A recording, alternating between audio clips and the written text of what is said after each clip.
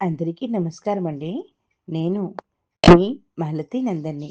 మాఘ పురాణము 6వ అధ్యాయము సుశీల చరిత్ర. భోగాపురమును నగరంలో సదాచారుడు దైవభక్తుడకు ఒక బ్రాహ్మణోత్తముడు నివసించుచుండెను. అతనికి అందాల భరణ వంటి ఒక కుమార్తె కలదు. ఆ కన్య పేరు సుశీల. సుశీల మంచి శీలం కలది, మంచి బుద్ధిమంతురాలు. చిన్నతనం నుండి దైవభక్తి కలదై ఎల్లప్పుడూ ఏదో ఒక వ్రతమును స్వీకరించుచు పురాణ పట్టణమునందే సదా మనస్సు నిలిపి కాలం గడుపుచు యుక్త వయస్కురాలై పున్నమి చంద్రుని పోడు మోము కలదై ఉండెను.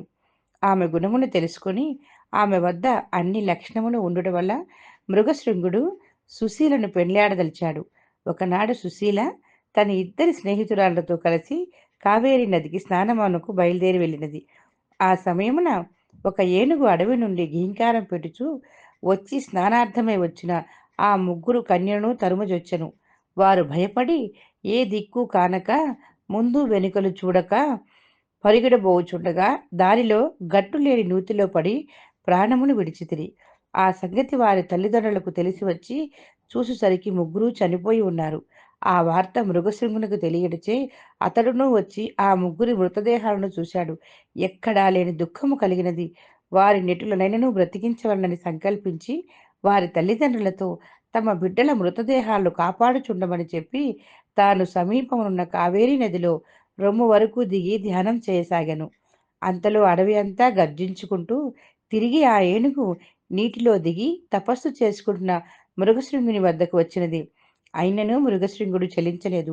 నిర్భయంగా ధ్యానిస్తూనే ఉన్నాడు. ఏనుగు కూడా మృగశృంగునికి ఎదురుగా నిలబడి దీక్షగా చూడసాగింది. అటుల కొంచెం సేపు నిలబడి తటాలున తన తొండంతో మృగశృంగుని పట్టుకొని తన వీపుపై ఎక్కించుకుంది. అయినను బ్రాహ్మణ కుమారుడు భయపడక ఇది అంతయు శుభసూచకమని తలచినాడు. నీరు మంత్రించి ఏనుగుపై చల్లెను. తన రెండు చేతులతో దాని శరీరాన్ని నిమిరాడు. క్షణంలో ఆ ఏనుగు తన రూపం వదిలి ఒక దేవతా రూపంలో నిలబడి తనకు శాప విమోచనం కలిగించిన ఆ మృగశృంగునికి నమస్కరించి దేవలోకమునకు వెళ్ళను.